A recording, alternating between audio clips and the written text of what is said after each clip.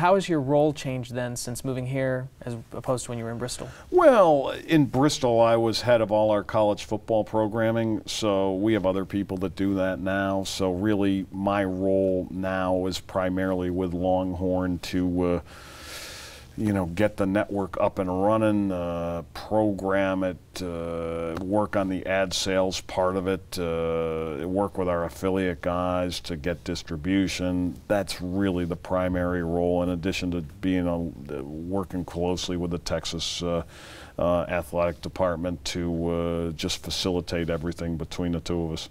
Did you kind of feel like, hey, this is 35 years ago in Bristol when ESPN's just starting up. Did you kind of feel like maybe that's what you were having to do here? No, not at all, because we just have tremendous support from everybody back in Bristol in our LA office as well. So it made it real easy, Robbie. We have people that know how to do this stuff, and they knocked it out quick, and it was very, very easy. We just have a great team of people that are experienced in all facets of broadcasting, and we brought a lot of them in here to build out the facility and get the studio up and running, so we really depended on their expertise. How much is ESPN involved in the Longhorn Network, other than simply helping fund? Well, we're all ESPN employees, so it doesn't, not that much changes, and we just talk to all of our guys in Bristol just like normal, and we're still all one team, and it hasn't changed a bit. It's just some of us are in Austin, and some of us are still back in Bristol, as we always were. So this is like ESPN Austin? Yeah, a little bit. Sure, absolutely. I mean, it's 100% owned by ESPN. We're all ESPN employees, and that hasn't changed. What has been the difficulties in starting up this new network? Well, there really haven't been any difficulties. We're working hard to get distributed. That's a good challenge for us, not unlike what a lot of other networks have gone through to get distributed. It took the New York Yankees a while to get launched in New York, for instance. So we've got 2 deals done in Verizon and Grande, and we're working on a few more here, and that's our primary focus, in addition to building an ad sales business. I mean, we have a great group here, and the feedback we get from the people that have seen the network on Verizon and Grande has been unbelievably positive. Our guys have made it look just like ESPN with the same level of quality. And the other thing we found out down here is we fibered. We used fiber to connect the studio to all of our venues, and that's just been a tremendous benefit for us because it really gives us tremendous video quality. What programming comes from the Longhorn Network? Well, obviously, we'll do over 200 events this year that are tied to the University of Texas. Starting tomorrow, we're going to do some UT San Antonio football games. They're part of the Texas University system, and Larry Coker and Lynn Hickey down there are building a franchise for San Antonio, so we're going to do their games. But obviously, we're a UT-based company, and as far as that goes, our programming is tied very much to the University of Texas. So, for instance, in a given week here, we will obviously, in the fall, really spend a lot of our time covering the football team. And so when a Saturday comes around, we'll have a 2-hour game day show right leading up to the kickoff. We'll have 2 exclusive games this year, one of which we had last week in Rice. The other one will be Kansas on Longhorn Network. For the other 10 games that we're not covering on Longhorn, we'll do a stat cast, which basically combines the audio call from radio, stats right out of the computer, and some next level statistics just designed to be the second best screen.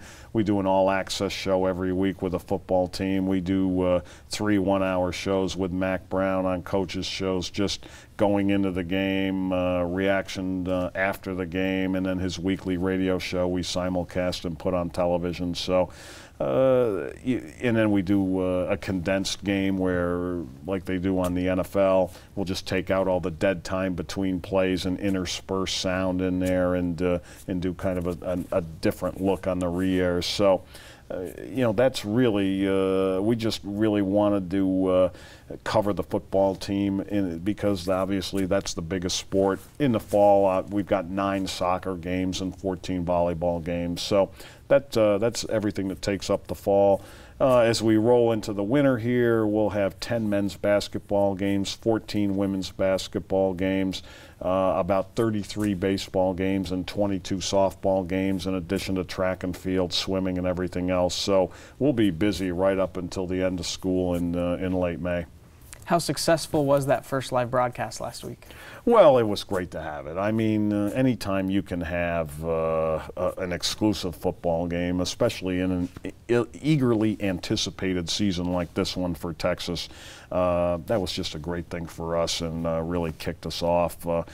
We have a great set and we'll use it tomorrow for the BYU game. We have a great set for our pregame and postgame right inside the stadium, which is just a terrific venue for us and really sets us up great to cover the game tomorrow. So just a great look for the fans. So it was good to knock it out and get it out of the way, and we're looking forward to more. And I know for that game you brought in your ESPN2 crew. Absolutely, absolutely. The employees that you have here, you said you had about 70 of them. Mm-hmm. What is their, I guess, day-to-day job like? Sure. I mean, they're all working. Since we're doing about 15 hours of studio programming a week from here, we are just literally going guns a-blazing to get all the work done. Our guys are working incredibly hard and just turning out a quality product. So, I mean, they'll come in, they'll go out and just shoot all the stuff during the day on campus with coaches or practices and things like that, features, and then they'll bring it all back together, get it ready to go for the next day or that week. We also have a Longhorn extra show, which is Monday through Friday at 10 o'clock Central, and that covers all things UT. So pleased to say Bronco will be featured on the show tonight. We're getting him at 4:30 today, and we'll tape that and get it in tonight. So obviously when the road teams come in, we want to definitely reach out to them and include them in our coverage.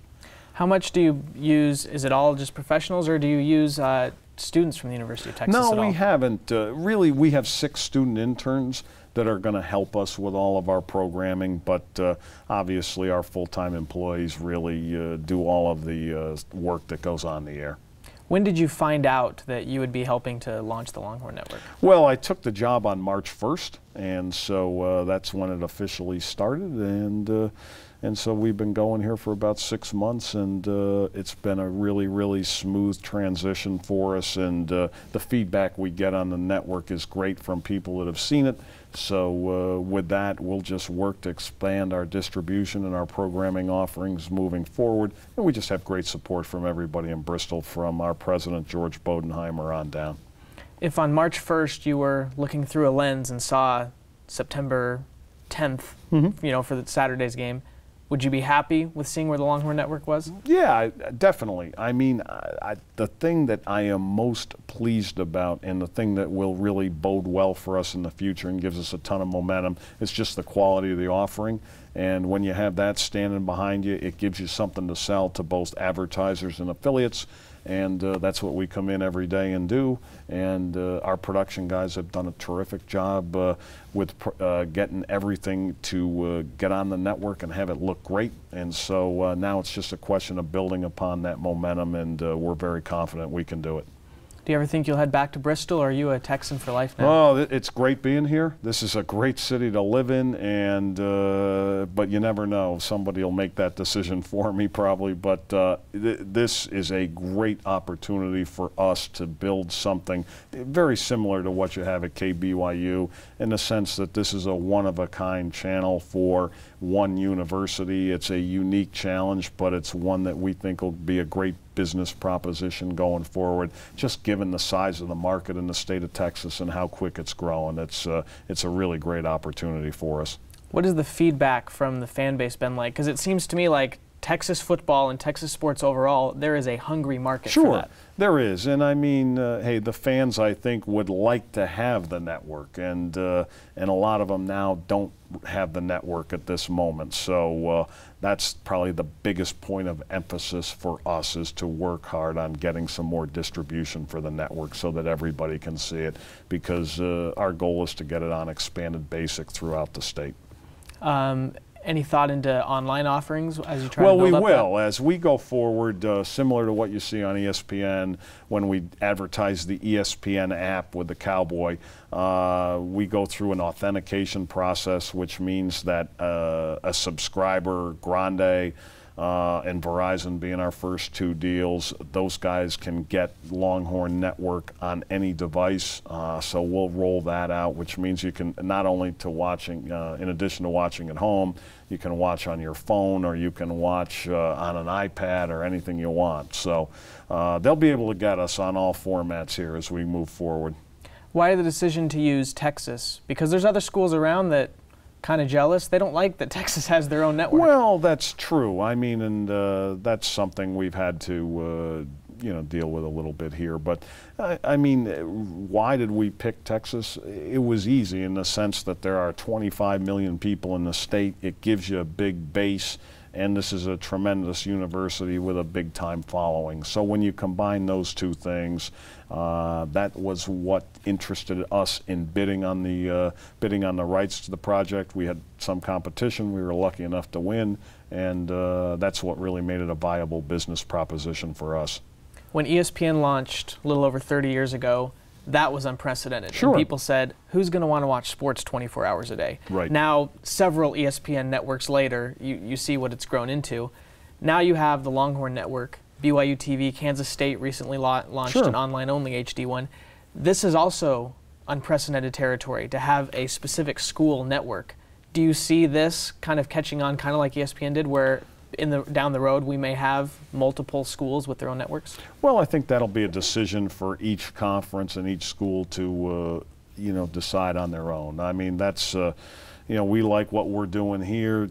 And do I see a lot more of these coming down the road? No, not in the immediate future, because obviously in some conferences with the Big Ten and the Pac-12, they've launched their own conference networks, and that's great. But this is a unique situation. The Big 12 let all the schools decide on their own what they wanted to do with all their remaining inventory, and so they're free to start their own networks. And as you see, K-State and Texas did it, and I'm sure the other guys as we move along here will start one too. It's been Oklahoma's obviously looking very hard at doing it, and so we'll see how that shakes out in the future.